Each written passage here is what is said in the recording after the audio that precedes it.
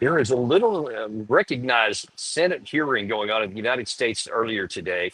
It didn't get a lot of headlines in the United States, but probably should have, because the U.S. Central Commander of the U.S. European Command, General Chris Cavoli, was asked a number of questions about the war going on between Russia and Ukraine and some of the American associations with it. These comments that he made are very illuminating, both some of the things that he said and some of the things that he didn't say, as we often talked about there. And by the way, in case you're wondering, this is not my normal set. I'm actually at the airport. I'm heading back home from the United States. Hopefully, I'll be back in my regular set tomorrow. Appreciate you being with me here. But this stuff is too important. I didn't want to wait another day before we bring this to you. This was literally just hours ago.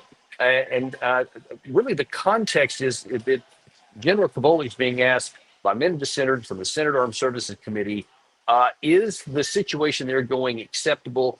Are we kind of moving in the right direction? And what are the implications for the United States? And all of those are valid questions, things that we talk about quite a bit of the time. And in some cases, he's given some very frank answers that are very illuminating. And then some other times he's trying, you can tell he's kind of trying to put a good spin on it, trying to make it sound less bad than it is. But if you know what you're listening for, you can get the truth underneath it. And I think that that's one of the things that I'll point out here, because I don't get the feeling that General Cavoli wants to lie to anybody, but he's trying to find that balance between keeping his political masters happy and also staying true to his convictions. And we'll talk about some of that. But first of all, let's take a look at the first one here, because he was asked specifically about how good are the Russians getting, and what is the status of the Ukrainian army.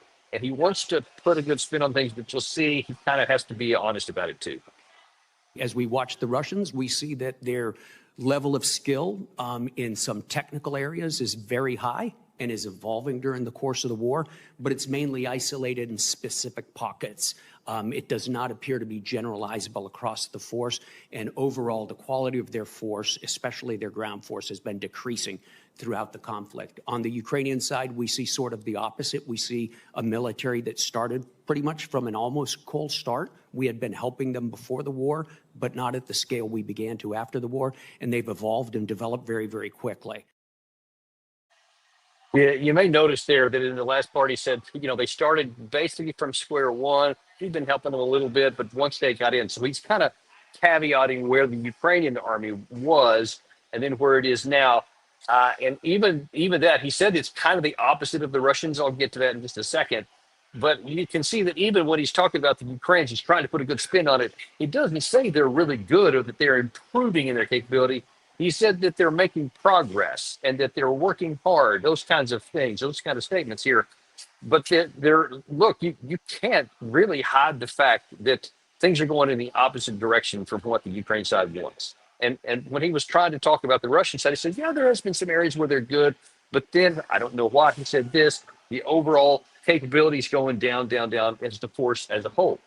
I see absolutely no evidence of that. To the contrary, I see evidence that while there may be a few really good units and there may be a few really bad units, the overall trajectory of the entire overall force is continuing to escalate. It's continuing to get better and better and better. And we've seen that play out. It's not even hard. You see the tactical operations they're taking right now, the operational moves themselves that the Russians are going on, how they're isolating certain parts of the front, how they have switched back and forth from the incursion in the first back over to the eastern front, and now then in the northern part of the eastern front and in the southern parts are continuing to make operations. They have almost cleared out the first area in the north. They're starting to expand operations into the Sumy province. They continue to push back on really these pointless tactical operations, offensive operations by the Ukraine side into Belgorod and a couple of other places here, which produce sometimes short-term tactical gains that are always retracted later at great cost. So the Russian side keeps showing that they are making increasing capability improvements in the way they handle their people, in the way they conduct their operations, and in the success that they see on the battlefield. So just taking the emotion out of it, taking the, our side, your side concepts out of it, just looking at the map, seeing what's happened, it's pretty clear that the Russian side are performing substantially better than they did before. Like all issues, it's a human endeavor. And there are some examples, even recent examples of some bad performance and bad capabilities on the Russian side, many of which have been called out by the Russian military bloggers.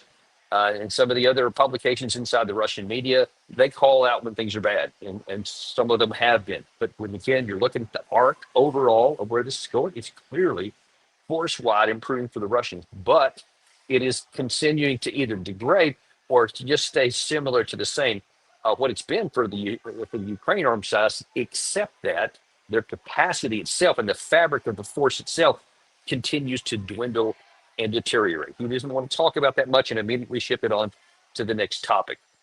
Uh, but then you see that there is evidence that even more degradation is coming when you start looking at what should come next. And based on the track record of say over the last 6 months of where things have been going, you can see where they're likely to go. Especially, and I keep pointing this out because it's not something that's tangible. This is an intangible, but it's vitally important from this perspective of the soldiers. First of all, the Ukraine side, and then second on the Russian side. On the Ukraine side, when you know for sure that Donald Trump is trying to end the war as the best and fast as he can, that he has called out your president on many occasions, said that he better make a deal here or there's going to be hell to pay. And that he's doing some things I don't like, called him out in the Oval Office, et cetera. And all he wants to do is end the war.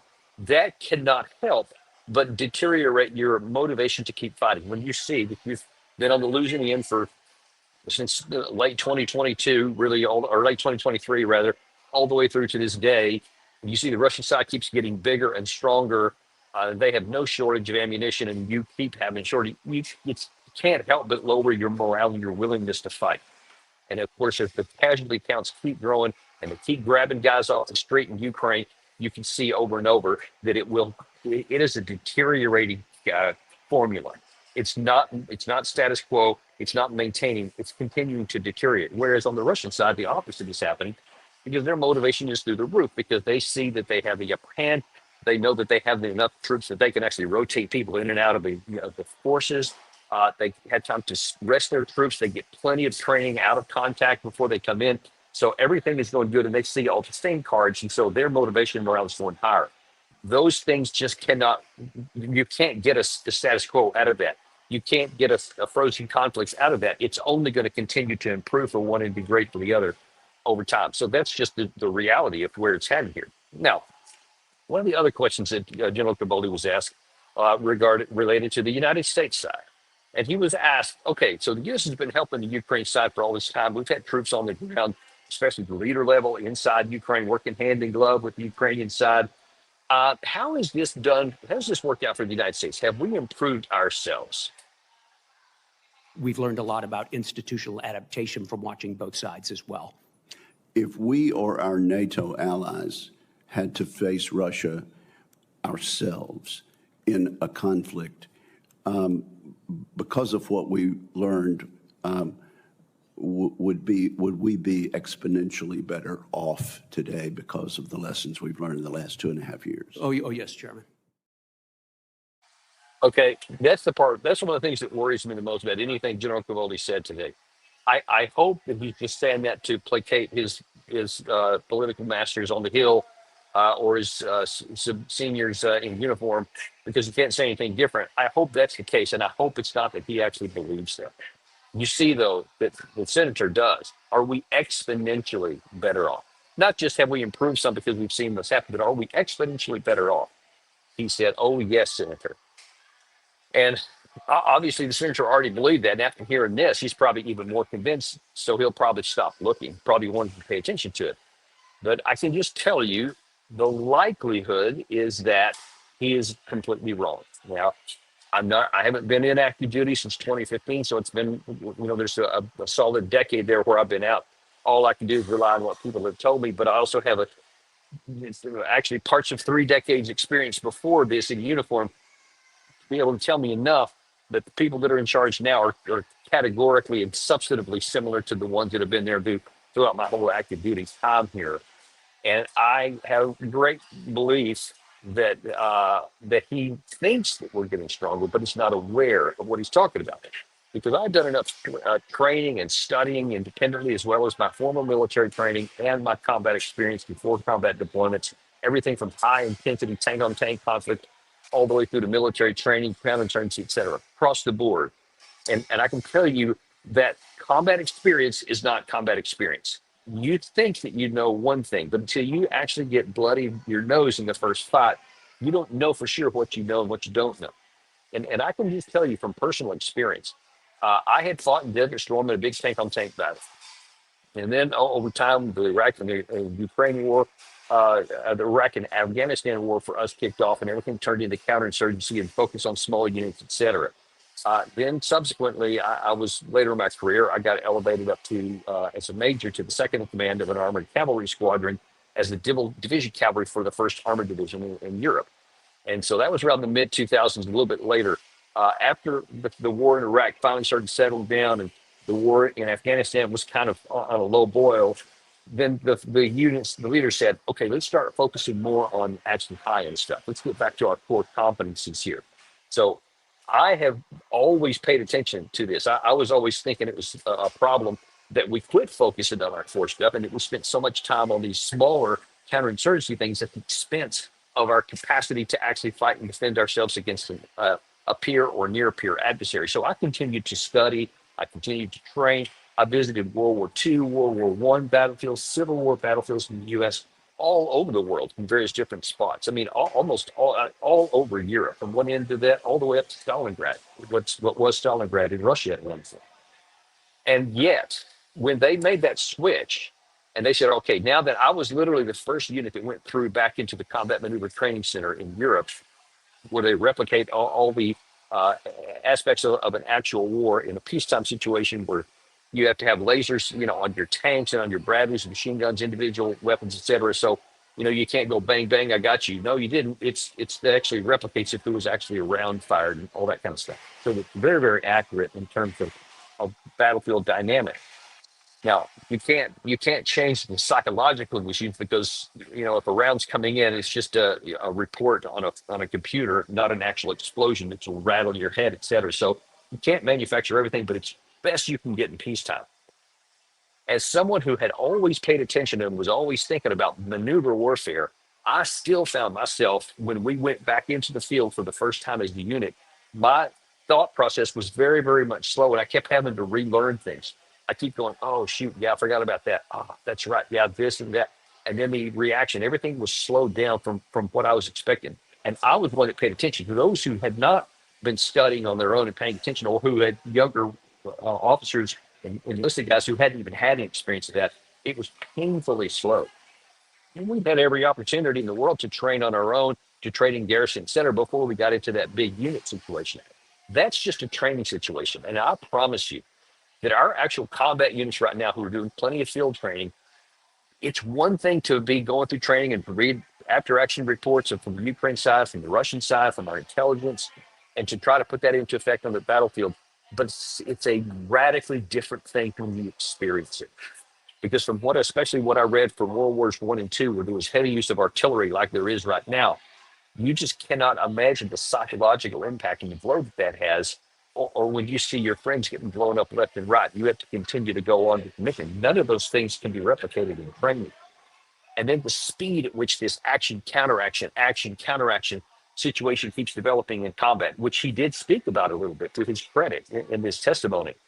But the concept and theory is radically different than what happened. And both Ukraine and Russia have proven it because they thought they had one level of understanding when this started. And they keep discovering how the practice is very different. And then they have to make adjustments. And then the other side adjusts to that. And then you have to add a counteraction to their action. And then vice versa. And it just never stops.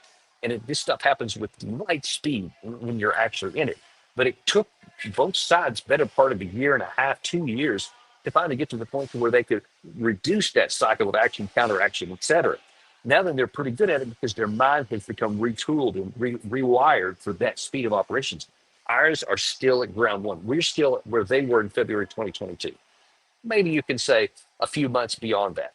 But because we haven't experienced it, it's just we are so far away from thinking what we can do. So this is, I think, unsubstantiated confidence in our capacity. And he's talking about what was the word he used? Not existential.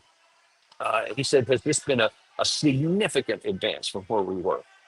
Exponential was the word he used. He said they were exponentially better. He believes it.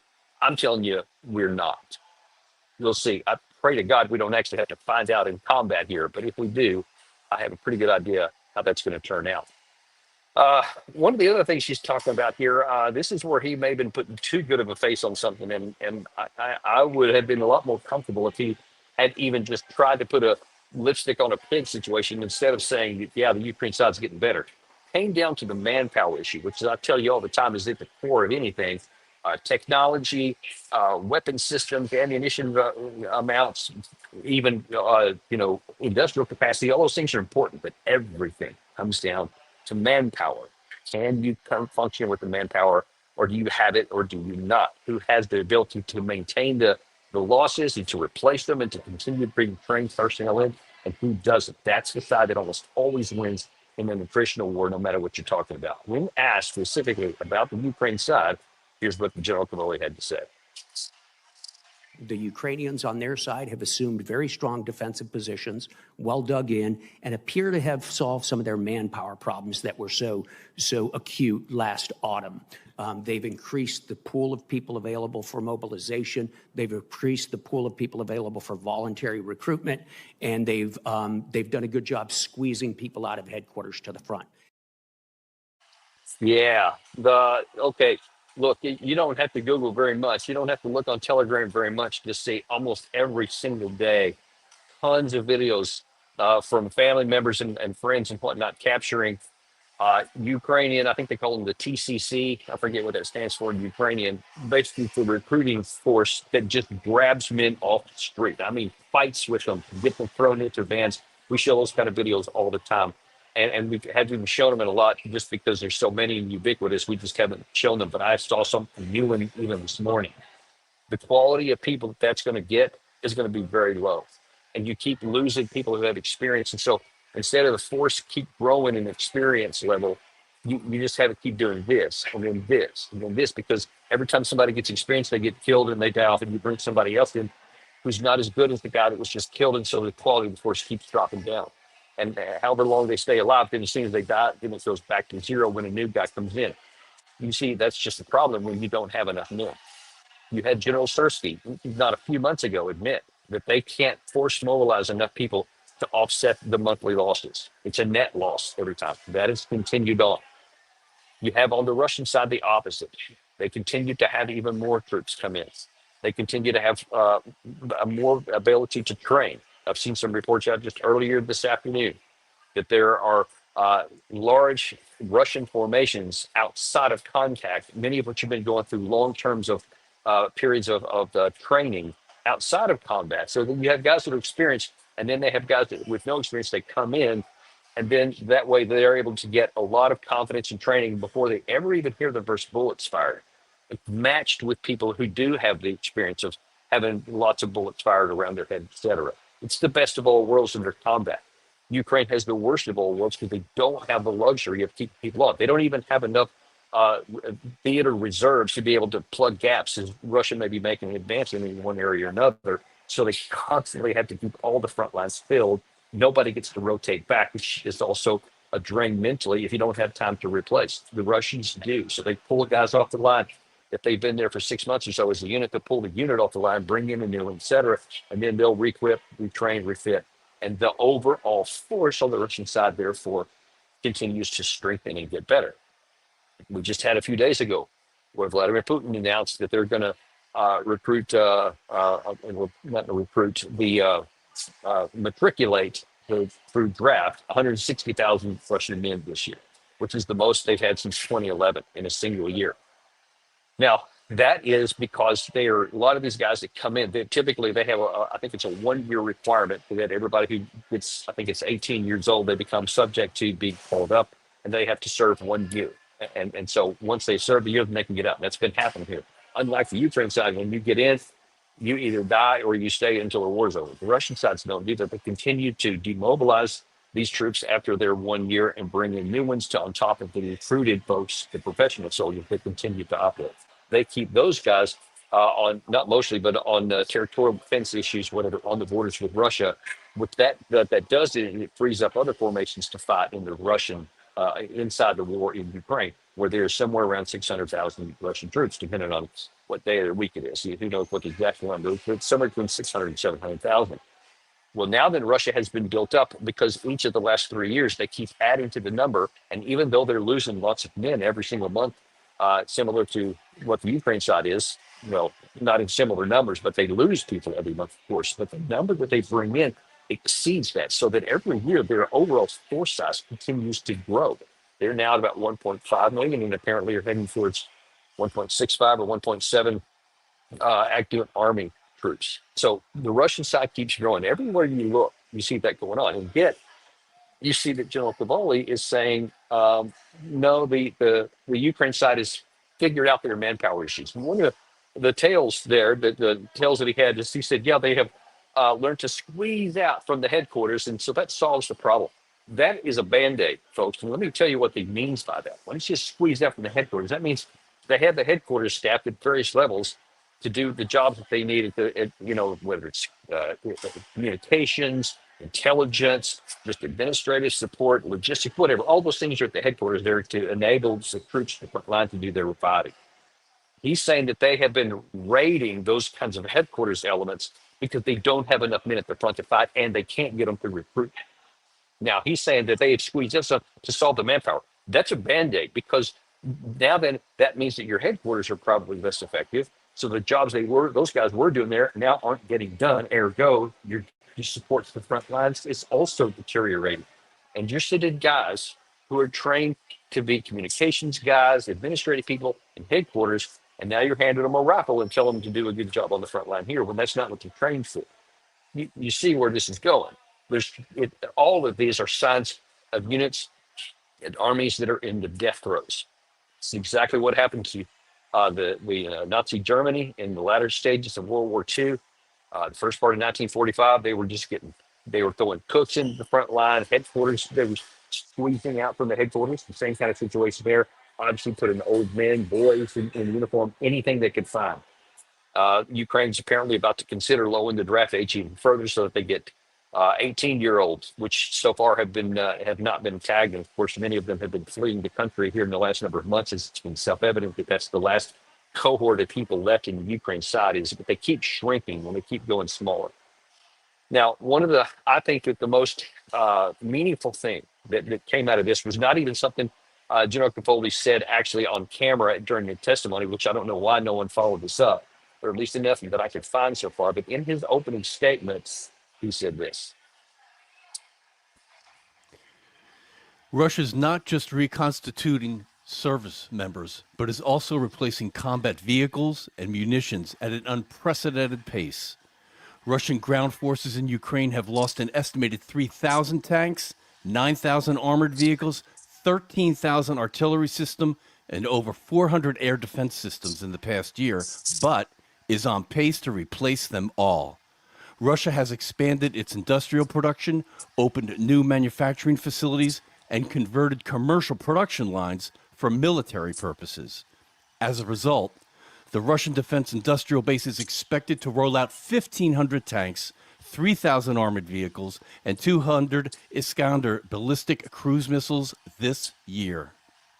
And that is just astounding here that at the end, this now the fourth year, in 1 year, they're going to get 1,500 tanks, 3,000 armored personnel vehicles. And by the way, that earlier number there where it says 3,000 tanks, 9,000 armored vehicles, and 13,000 artillery systems had been destroyed or damaged. Most of those that are damaged are actually brought back into service later. So they're able to actually bring them back up to service here. So it's not as though those are, catastrophic kills. Same thing on the Ukraine side, but the Russian side has a much more sophisticated capacity, much more robust and built out capacity to have those repairs and have them get back further, quicker. So the damage is less scale on the Russian side, and the recovery period is much more robust on the Russian side, whereas on the Ukraine side, as some of you may know, they actually have to ship some of those things out of Ukraine up into Poland or Romania because they just don't have the capacity. And obviously that takes a lot of time to get things back, and it makes it harder, and the distances, it's just a big mess and much more difficult to do. But what that tells you is the industrial capacity is just off the charts on the Russian side, because there was no such comment on the Ukraine side's ability to do this. In fact, There was an additional comment in that same category there. They're talking about the artillery systems alone. The Russian side by itself is making over 250,000 artillery shells per month, per month. And that dwarfs the entirety of Ukraine and all of its Western supporters combined. And that does not count what the Russians get from North Korea, which in the, I guess about an 18-month period, it was like 4 million shells on top of what the Russians make themselves. But when they can produce, they can outproduce everything the West can produce combined. That's really telling. There was an article I saw that it was reporting something out of Poland yesterday. I think the article came out and said that basically Poland produces enough artillery shells per month for 2 days of fighting at current rates. 2 days. And that's after 3 years of 3 full years. Now in the 4th year of war, they're still only producing enough artillery shells domestically to equip about 2 days worth of fighting on the front lines. Obviously, it's going to be insufficient. Russia doesn't have that problem. So everywhere you look, there is no question about where this is going. So instead of trying to give optimistic comments, instead of trying to put lipstick on a pig, I think General Cavoli and any of these other military guys owe it to the American people, owe it to the president, owe it to Ukraine for that matter, to sit there and say, hey, this is the truth. This is the hard truth. This is what's going on. There is no capacity on the Ukraine side to continue this war for much longer. You know, the situation on the ground and diplomatically, Putin, as we've been talking about, is in no hurry because they don't need a negotiated settlement. They're continuing to fight every day. They continue to make progress in the Kupiansk area, the Zaporizhia area, and the Sumy area up in the north. And as we've been talking about, there continues to be reiterated from the Ukraine side reports that there are 2 large formations of the Russians, which could come in at any one of several different points, possibly could more than 1 point or more than 2 points if they wanted to split their forces up. But if they push against any brittle points of the war here in the coming days or weeks, there's a very real possibility of this to break because the fundamentals that have been exposed here, which I've shown you about, are just not good for the Ukraine side. Can't be sustained. That's the bottom line. They cannot be sustained. And inevitably, there's going to come a break. There just almost has to be, just because that's the laws of nature. That's just how things work. You can't continue whittling something down and it never break. At some point, the fabric is going to tear. We'll have to wait and see if it's going to happen. Now, there's in the final part of a few minutes I have here, I want to tell you about another thing that's related to the United States, what's going on as well. It's all over the news right now, and I hope to cover this either maybe the latter part of this week or weekend, or possibly the first part of next week. We'll definitely hit it. And that is what the issue with all these tariffs that President Trump has basically put on the entire world, friend or foe. That has some ramifications, and I'm not going to look at the full thing here, but I am going to look at how it's affecting our NATO. And earlier today, there was a comment by NATO Secretary General Mark Rutte, who was asked a rather uncomfortable question from the audience. Saw leaks from a signal chat of the US administration, and in there some disrespectful comments about European allies. Why are the United States still a trustworthy ally? Absolutely they are. You've seen what President Trump himself said about Article 5, about NATO, his full commitment. We know that they have an expectation. The expectation is for the Europeans and the Canadians to spend more. And that is happening as we talk. I mean, as I said, this is probably the biggest increase in defense spending since the Berlin Wall came down in 1989. But still we need to do more. So this will be on the agenda today. So there is a clear commitment by the US, a clear expectation that we will equalize the spending here on the European side of NATO with what they are doing. Because of the Russian threat, because of the build-up in China, look what they are doing with their nuclear arms, and of course Iran and North Korea. Yeah, but is it a clear commitment? Because the President Trump's administration, Trump himself, but even Marco Rubio here of late, Secretary of State, has said, hey, you guys, you're in Europe, you got to do more. We're going to probably be doing less, and you got to be stepping up here. So that's just on the diplomatic and the statement side, much less the issue on the tariff side. So we have not made an ironclad comment that this Article 5, you see Trump has been saying, hey, I want 5% GDP from everybody in European NATO. I want you guys to all step up your spending to that level here. And he has implied and sometimes outright stated, or Article 5, we may or may not come to your help, et cetera. So for Rutte to stand there and say, oh, yeah, Oh yeah, they definitely. The United States is definitely firmly there. This is another one of those you try to put lipstick on a pig. When he was asked the question, very uncharacteristic of Garuda, he hesitated. He said, well, of course. Actually, Gary, if you want, I don't want you to pay attention to that. Normally, Ruda just immediately pops off because he's a very experienced politician. I'm going to ask Gary to rerun that clip there, through the first few seconds and watch that hesitation when he first answers. Saw leaks from a signal chat of the US administration, and in there some disrespectful comments about European allies. Why are the United States still a trustworthy ally? Absolutely, they are. You've seen what President Trump Okay, it's himself. good. You see, absolutely they are. That tells you a lot right there because how he normally reacts to questions. So he genuinely paused and then said, "Okay, well, we'll do something different here. We'll figure it out." But that tells you that it is not as ironclad as he's saying. And instead of telling the truth, instead of saying, there is some questions here, we got to figure this out. He tells a lot of people. So some people who still take politicians at their face value and at their word without checking anything, just kind of like ignore it and just say, okay, I guess everything's fine then. I think it's pretty clear it's not fine.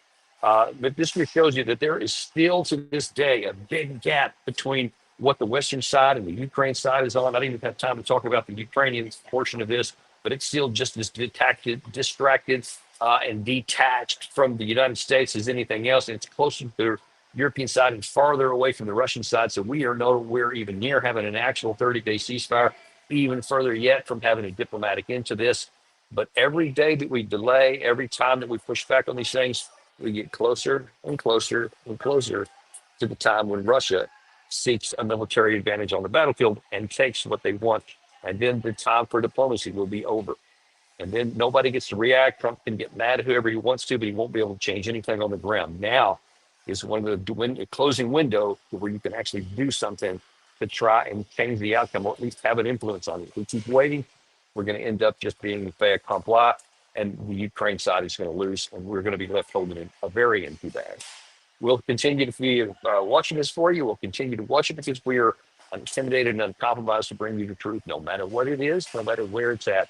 You deserve to know the truth and make sense of your world around you. Thanks very much for watching. We'll look forward to seeing you on the next episode again with Data Steve.